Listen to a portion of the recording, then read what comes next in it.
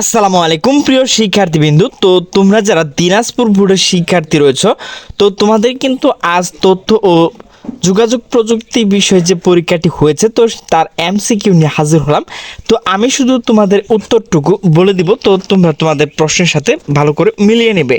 তো একের হচ্ছে খ, দুইয়ের হচ্ছে ঘ, তিনের হচ্ছে নিচের কোনটি সঠিক ঘ, চার হচ্ছে ক, পাঁচ হচ্ছে ঘ, ছয় হচ্ছে নিচের কোনটি সঠিক ঘ, সাত হচ্ছে ক, আট হচ্ছে খ, নয় হচ্ছে নিচের কোনটি সঠিক ক, 10 হচ্ছে ঘ, 11 হচ্ছে নিচের কোনটি সঠিক ঘ, 12 হচ্ছে ক, 13 হচ্ছে নিচের কোনটি সঠিক, তো এখানে দেখে নেবে।